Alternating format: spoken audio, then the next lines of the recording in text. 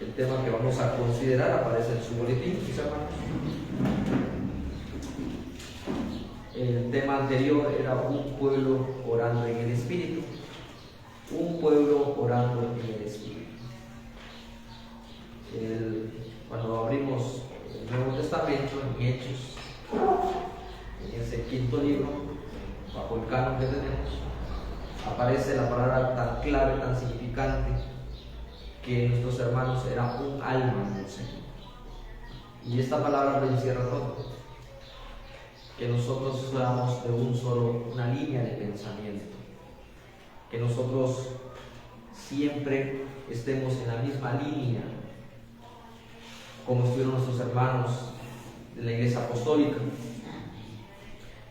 Y que en nosotros reine ese espíritu de humildad para ir entendiendo esta majestad de su ley. El tema de hoy es el reino de Cristo en la vida del cristiano. El reino de Cristo en la vida del cristiano. A veces venimos ratificando lo antes dicho, lo que las Escrituras dicen por su propia majestad, por su propia unidad, y a veces nos encontramos nuevamente con cláusulas repetitivas y que merecen ser nuevamente afirmadas para que en nuestra mente podamos consolidar este pensamiento. Salmo 21, vamos a iniciar, hermanos, del versículo 1 hasta el versículo 7. Versículo 1 al 7. El reino de Cristo en la vida del cristiano. En primer lugar, Cristo nos hizo reyes. Nosotros hablamos de esos tres oficios de Cristo, como profeta, sacerdote y rey. Nosotros como profetas vamos al mundo. Estamos en el mundo, pero vamos directamente a hablarles de las directrices que Dios quiere que ellos conozcan acerca de nuestro Dios. Somos nosotros embajadores para reconciliarlos al reino de Cristo, porque ellos están en el reino de las tinieblas. Cuando hablamos del reino, hablamos en ese término de que son manifestaciones del corazón. Uno es en cuanto al Espíritu Santo que está guiando nuestras vidas. ¿Qué está haciendo el Espíritu Santo en nuestro oficio? Es lo que vamos a ver en primer lugar, hermanos. ¿Qué hace el reino de Cristo en la vida del cristiano? ¿Qué hace el Espíritu Santo en nuestros oficios, en nuestras vocaciones? Por eso les digo que somos reyes, porque también estamos en oficios. Estamos reinando bajo el Espíritu de Cristo. El Espíritu de Cristo no se encapsula en el templo, sino que el Espíritu Santo, ese reinado se manifiesta en las acciones que nosotros tengamos en su mundo. Y voy a poner las cosas bajo el énfasis del rey. ¿Cómo quieren ustedes a su pastor? ¿Qué tipo de pastor quieren ustedes? ¿Qué tipo de presidente ustedes desean? ¿Qué tipo de profesor educativo ustedes desean? O sea, ¿cuáles son las líneas? ¿Cuáles son esos parámetros para decir, este es un buen médico, este es una buena abogada, este es un buen carpintero, este es un buen albañil? ¿Cuáles son los parámetros? Tan sencillo, tan simple, usted va a decir que sea recto. Que sea recto. Y ahí usted dirá cuentas claras y amistades largas. El reino de Cristo en la vida del cristiano es su comportamiento. Me encanta cómo la política de Aristóteles, cómo quiere un rey, cómo quiere a su rey. Y aquí el pueblo de Israel está viendo al rey David en su comportamiento, y es lo que dice el apóstol Pablo también, nuevamente si nos remitimos a Hechos. La iglesia lo va a observar a ustedes como oficiales. La iglesia va a calificar a sus oficiales, pero aquellos que anden en el oficio correcto de entender el llamado de un pastor, de un anciano, de un diácono. Y también ustedes van a ser calificados. Y nosotros hablamos por sus frutos, lo vas a conocer. Y en ese punto nosotros estamos, el reino de Cristo está presente. Aquí en el Antiguo Testamento Cristo se está manifestando a través del Padre, lo que está haciendo Yahvé. David es figura de Cristo. David no es Cristo, es tipo de Cristo, se asemeja a Cristo. Usted se debe asemejar a Cristo, porque tiene usted una unción, de esa unción única y para siempre, exclusivamente, que jamás nadie lo va a destruir, porque es un llamado único. Y aquí el rey se alegra en tu poder. Pero yo le decía, me gusta cómo la política de Platón, ¿cómo quiere Platón a su rey? Alguien también hablamos de la república de Aristóteles. ¿Cómo quiere una república Aristóteles? Entonces, hermanos, estos hablan de manera natural, sin las escrituras.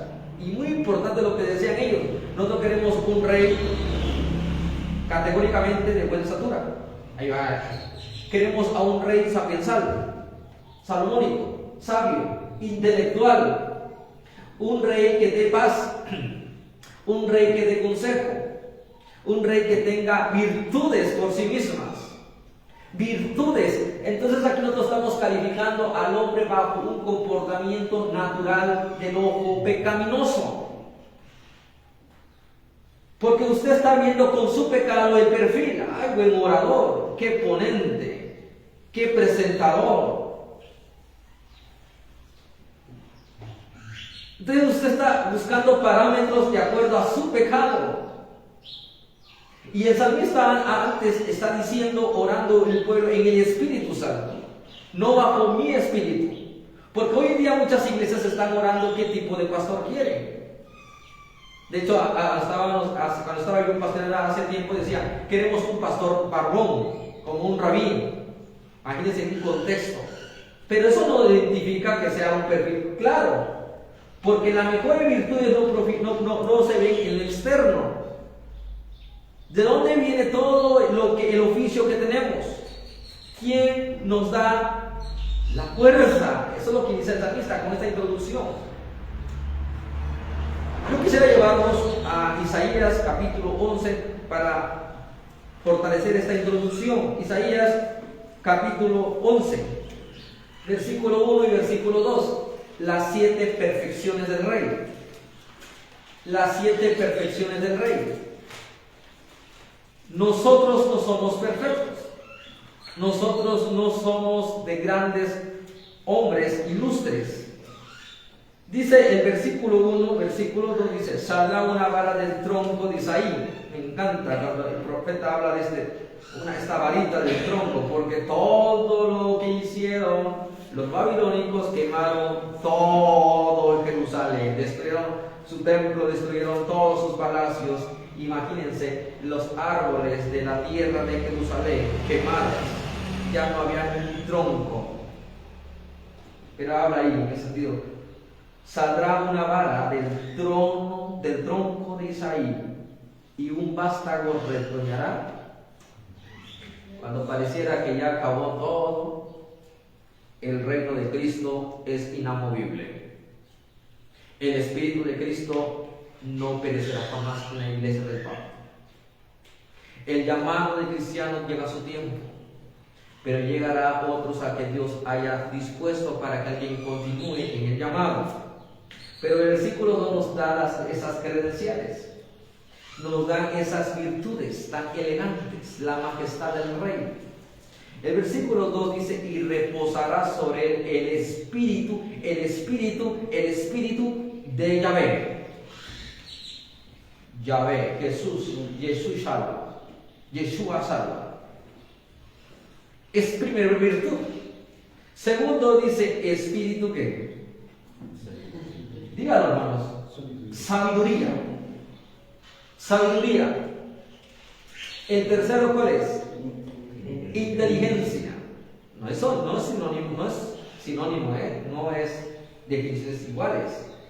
Sabiduría nos habla de entender el orden creacional. Usted puede ser inteligente, usted puede memorizarme 10 capítulos, pero la sabiduría implica interpretación a esa inteligencia, a esa memorización. Porque usted puede ser un bárbaro, un grande que le queda las cosas, pero sabio en ordenar las cosas de esa inteligencia. Todos somos inteligentes en este orden del Señor. Mejores que las piedras preciosas, mejor la sabiduría, dice Proverbios. Es mejor la sabiduría que las perlas. O alguien quiera contradecir bajo un principio de Proverbios. Esta sabiduría clama en las plazas. Tu oficio clama en las plazas. Tu oficio debe de clamar la sabiduría de Cristo en las plazas. Espíritu de consejo.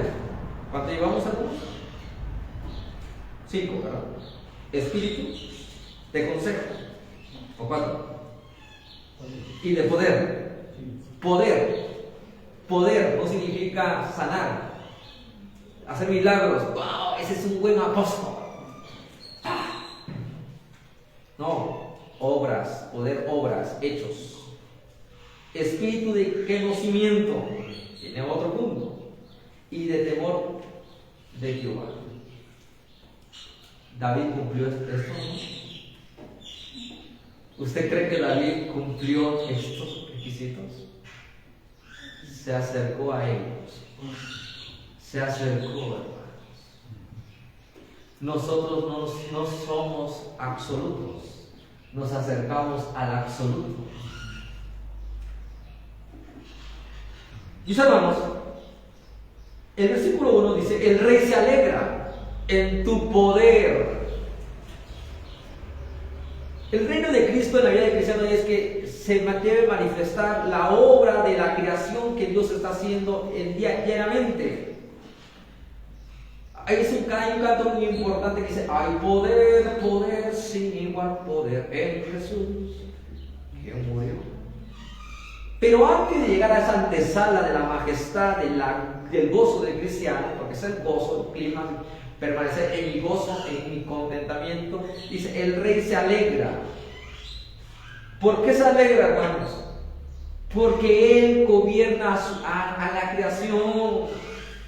Si el rey David está de pie, no es por el poder humano, no es por el esfuerzo humano, no es por lo que él tenga en sí misma un aspecto de descendencia, de ser fuerte, de poderoso, ímpetu. No se mide con la descendencia humana.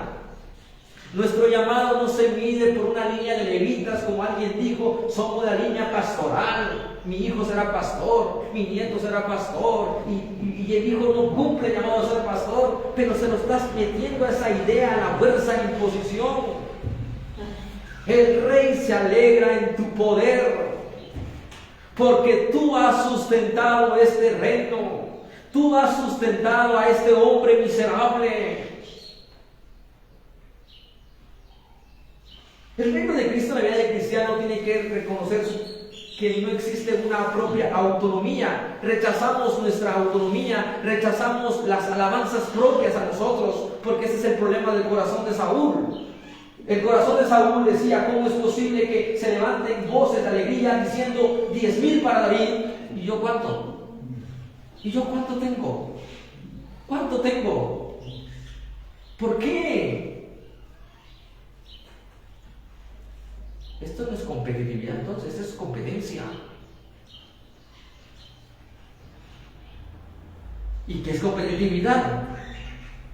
Queremos lograr el mismo fin sin que tengamos roces de celos, sin que tengamos conflictos internos, sino que profundicemos más y llevemos a un objetivo: es el bienestar de esas bendiciones, porque tú saldrás al encuentro, dice el versículo 2 o 3. Porque lo que el pueblo va a beber no son nuestras virtudes, sino que vean la bondad de Dios, que vean que nosotros estamos reconciliando al pueblo a Cristo, y ese es el oficio del cristiano. En primer lugar, hermanos, es que no somos nosotros los magníficos intérpretes de la vida. No, porque entonces cada uno quiere vanagloriarse en sí mismo. El rey se alegra en tu poder. Poder significa hechos. ¿Cuánta historia se viene reflejando en la mente de los israelitas que están con David? No están por David, hermanos, en el sentido de que me caes bien, sino porque das credenciales de lo que Dios ha hecho en tu vida y lo que Dios está haciendo en tu vida. Porque si no estuviera haciendo lo que Dios hace en tu vida, yo no te estoy apoyando, yo no te apoyaría, yo no estaría contigo, yo te rechazara como rey. Pero el pueblo incluso no llegaría a esos extremos porque respeta al ungido de Dios, respeta a nuestros oficios, al israelita también, incluyendo. El rey se alegra en tu poder. Nos alegramos porque hoy vemos vidas. Como el Señor usa la ciencia médica a través del doctor Tavares con nuestra hermana Abby. Y sentimos gratitud por lo que Dios da, no por lo que el hermano es. No nos centramos en él. No se centre en mí. No se centre en ustedes mismos. Porque la gracia como fundamento de nuestra autoridad es el principio más básico, principal, donde usted destruye su propia autonomía, porque este corazón se quiere alegrar en mi poder. El rey se alegra en mi poder, en su poder, no en tu poder. Oh Yahvé, así era Dios conocido, Yahvé, tu pacto presente. Y en tu salvación, están ahí en el versículo 1, y en tu salvación, ahora ya habla de lo singular, de esos elementos. Gracias, oh Dios, por tu poder, porque tú das vida. No necesitamos de medicamentos para que nuevamente que nos den ese tiempo de despertarnos, de levantarnos, porque tú mismo produces la fuerza, pero en tu salvación ya es otra categoría. Este es mi gozo, es mi contentamiento, decía Jesús siempre en su oración de intercesión. Padre, yo sé que tú todo lo tienes bajo tu orden, pero yo solamente quiero pedirte que te manifiestes. Y en tu salvación, ¿de qué nos sirve, hermanos, ser agradecidos temporalmente?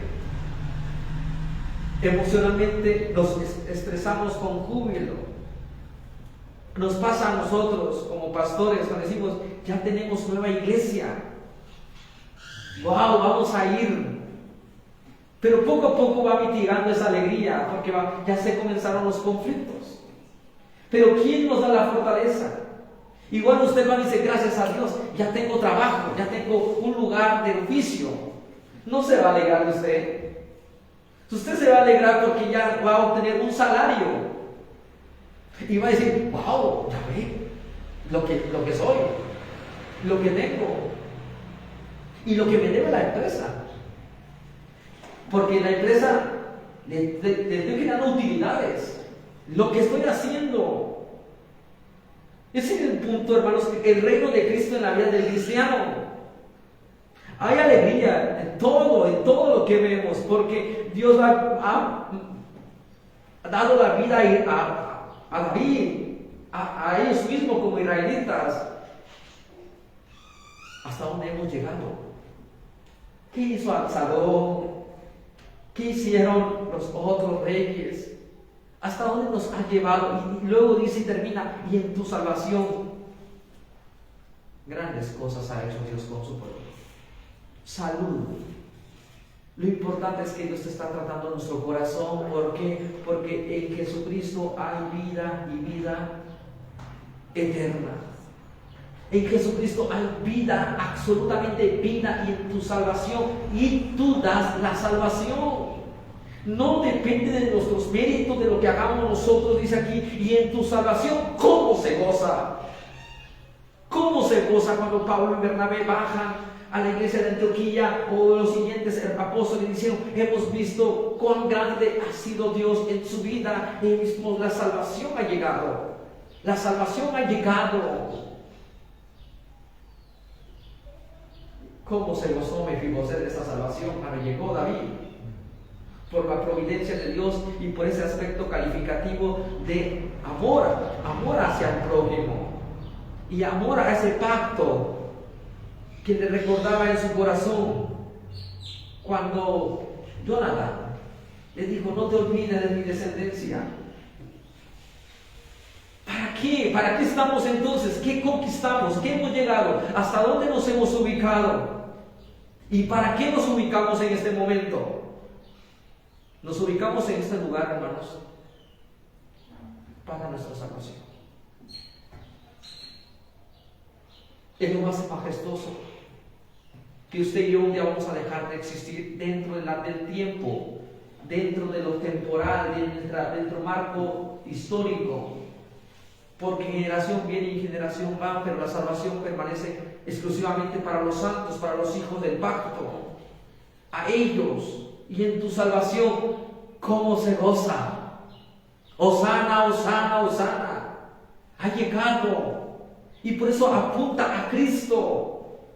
Porque Cristo fue sustentado en su naturaleza humana. Cristo fue sustentado en su naturaleza humana por el Padre. Porque sintiendo las llagas, sintiendo el dolor, el desprecio, ¿quién nos sostuvo al Hijo? ¿Quién? Sin mí nada podéis hacer, dice Jesús ya de manera categórica en esa salvación. Sin mí, porque yo también estoy ligado al Padre. Subo a mi Padre y a vuestro Padre. Subo a mi Dios y a vuestro Dios. Nos gozamos, hermanos. Ese es el gozo más hermoso. Las alegrías son temporales. Y aún cuando llegue ese momento de la agonía, la salvación está presente en los corazones de nuestros hermanos. ¿Cómo se goza? Versículo 2. Versículo 2. Le has concedido el deseo de su corazón. Mire, si usted escudriña las escrituras, el Salmo 20-21 es un salmo escrito por David, dirigido por el Espíritu de Cristo. Y lo que usted verá también es que David se lo atribuye al pueblo, porque el pueblo también es como una repetición. Dice: el rey se alegra en tu poder, le has concedido el deseo de su corazón. Hay dos partes ahí que están dentro.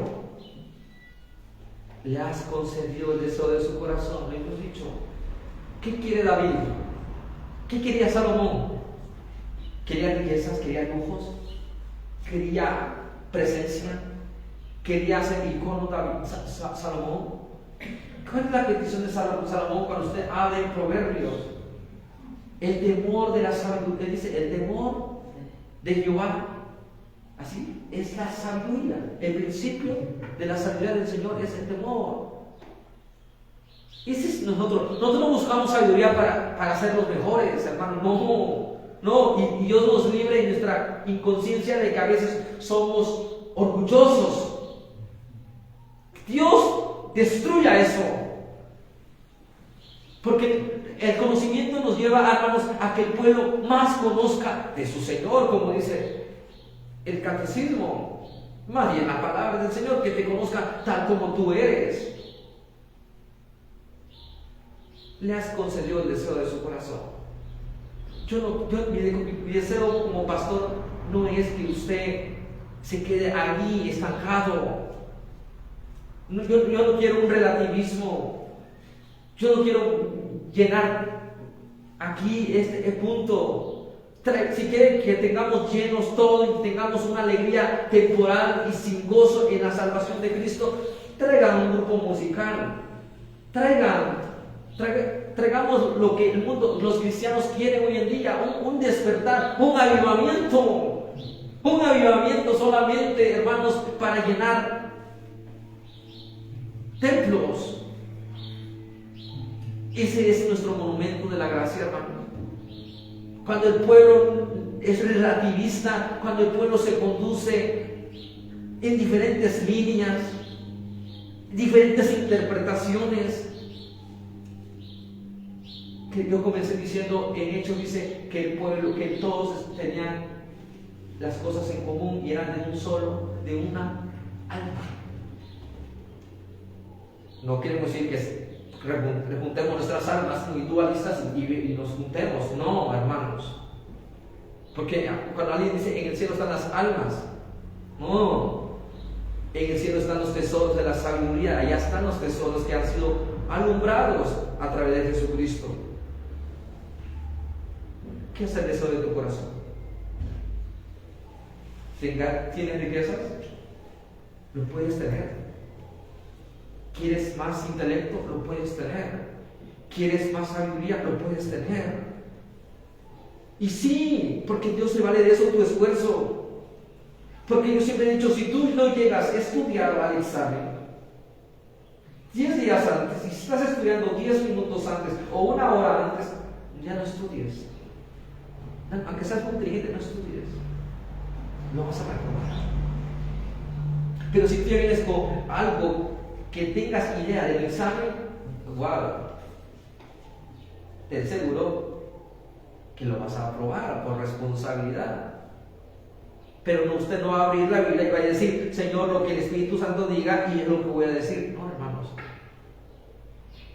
Esto es preparación, esto es tiempo, esto es dedicación. Por eso está el boletín. El pastor ya va a predicar el Salmo 22, vamos a revisar, vamos a leerlo bien. Señor, ilumínanos porque yo quiero conocerte. Pero si solamente venimos y abrimos la Biblia en el día del parto, en el día del culto, estamos mal. Estamos mal, sinceramente estamos mal. ¿Por qué? Porque podrá haber un buen sermón o no sermón, pero usted no está calificando. El deseo de su corazón, el deseo es que el siervo en su oficio se haya hallado diligente, no perezoso. Y el deseo del oficial es que su iglesia no se esté pereciendo, que no esté mitigando, que no esté muriéndose en vida de la palabra. ¿Cuál es el deseo de tu corazón? Llegas, cierras la noche ya con una oración. ¿Cuál es tu deseo? Los deseos siempre deben estar sujetos a la autoridad de la Biblia. Y de ahí una ilustración tan básica que Jesús hace. Si el niño te pide un pan, ¿qué va a hacer el padre? ¿Le va a dar una piedra? Pero si el niño quiere cosas que no contribuyen a nada, el padre se lo va a dar. Es algo tan de confianza. Si lo que pidieras al Padre en su nombre, lo que pidieras al Padre en su nombre, en su palabra, porque no te lo va a dar. Te lo va a dar, mi hermano. Les digo yo a mis hijos, ya las escrituras. ¿Qué están haciendo? Nuestros niños están en TikTok, no sé yo, en muchas plataformas, ellos se la están pasando. Es tiempo de agarrar tu Biblia y meditar, y que el Señor, el Espíritu te ilumine, y que seas apto para estudiar. Ese es el deseo. El reino de Israel está sometido al reino de Cristo. El reino de Cristo se está manifestando en Israel como nación, sí, pero llegará su tiempo de que ya no será un modelo para, más bien la raíz sería como la sede, no, porque Cristo no tiene sede. Inició ahí su desarrollo antes de ser nación. Y no hagamos una democracia o no alteremos que Israel, ahí está la sede del obispado, como el Vaticano.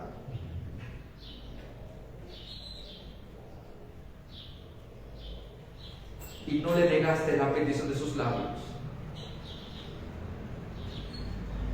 Cuando usted lee la oración de Jesús, la intercesión por su iglesia, majestuoso. Ese es el deseo. santifícanos, santifícanos en tu palabra. Esa palabra tiene que permear en todos los ámbitos de la vida. El oficio del cristiano bajo el reinado de Cristo. Bajo el reinado de Cristo. Qué terrible fue sacar el pueblo de Roma, más bien el palacio de los romanos, y dejarlo en Bizancio. ¿Por qué? Porque dijeron solamente ahí en el imperio del Vaticano está que todos los reyes se postren ante el Papa. Y el reinado lejos, que se someta al reinado. David lo hizo solo. David en Sión estableció su palacio. Alá lo puso diciendo, esto no es separación, esto es autonomía, pero no es autonomía de las Escrituras, no autonomía de Yahvé, no es autonomía de Jehová. Nada está separado del oficio del cristiano. Nosotros no hablamos de oficios secularistas. Todo está dentro del reinado de Cristo. Todo está sometido a Cristo. Y por lo tanto, el deseo de nuestros corazones es que Cristo sea manifestado en tu oficio. Este es el deseo de nuestro corazón. Que nuestras iglesias presbiterianas actuales están viviendo un escolasticismo. Otra vez ese punto, hermano, donde hay muchos conflictos. Y alguien puede decir, tenemos los mismos principios de la fe. Bueno, lo quieres justificar, lo quieres ver así, pero esto no es así, no es una normatividad. Es que Cristo debe ser glorificado en cada acto del departamento de nuestras acciones. Y no le negaste la bendición. Dame a Escocia o me muero. Dámelo. Esas son oraciones de la piedad, centradas en un reavivamiento cultural, pero no de nuestros esfuerzos también hacer lo que nosotros querramos. No, Señor, danos por favor. Y no le negaste la petición de sus labios. Jesús intercede por su santa iglesia. Versículo 3 dice, porque les ha salido al encuentro con bendiciones de bien. Les dice, porque le ha salido al encuentro. Cuando venía el rey, y acuérdense de esa noticia, de que eso es lo que dice en el contexto original de la palabra evangelio. Evangelio. ¿Qué era el evangelio? Era como aquellas voces que dicen, se recoge basura, se recoge plásticos, y comienzan a andar como ambulante. Ese era el actual judicial que decía, buenas noticias, habemos rey, habemos otro César Augusto, otro hombre empoderante. La gente decía, wow, otro que viene a cautivar naciones, otro que viene, salían al encuentro. ¿Y cómo salían al encuentro, hermanos? Con vientos y pompas. Va entrando el rey montado en un jinete blanco, y aquel rey montado en un pollino. La majestad del oficio no se mide en categorías visibles del hombre, no se mide bajo esos estándares. No, en la humildad de nuestro oficio estamos llamados a que Él esté presente allí, porque le ha salido al encuentro, dice, con bendiciones de bien. La gloria, a que ahí estaba Jesús. Esa es la buena noticia. ¿Cómo quiere ver a tu oficio? Destruido por el pecado, pisoteado por el pecado. Pasamos en ese escenario. Como el oficio se está ya destruyendo. Como Saúl, manchaste tu oficio, sedujiste tu oficio, te llevó te capturó ese pensamiento. Pesó más la autoridad del hombre que la autoridad absoluta de Dios. Obedece mis mandamientos. Pero pesó más la voz de Abba. Pesó más esa voz. Cautivan nuestros oficios. Nos hacen caminar en sus ciencias perversas. Le ha salido al encuentro.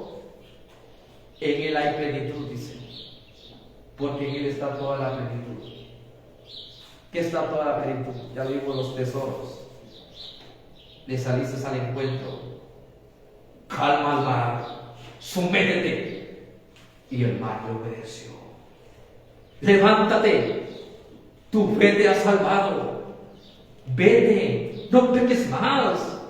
¿Cómo no nos va a dar bendiciones, hermanos? ¿Cómo no nos va a dar bondades? ¿Qué nos está dando Dios hoy en día? ¿Qué está haciendo Dios? Porque le ha salido al encuentro con bendiciones de bien. Como Moisés, como Abraham.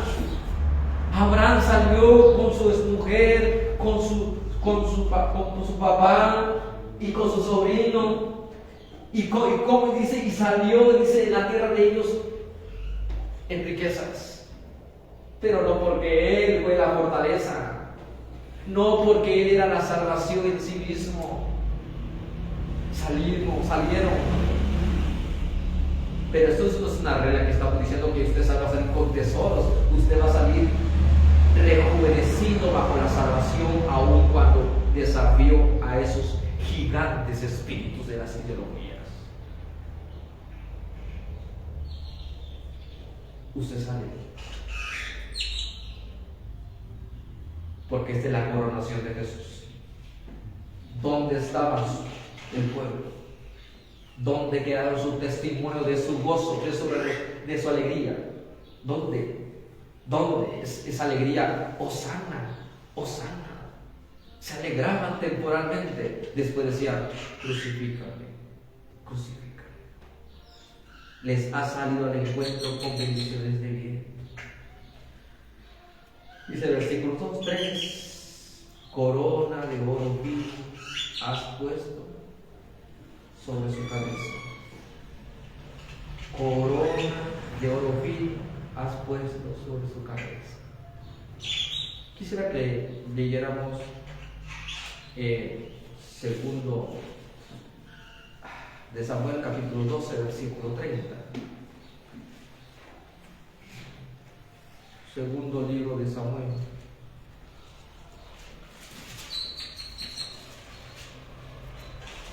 Capítulo 12, versículo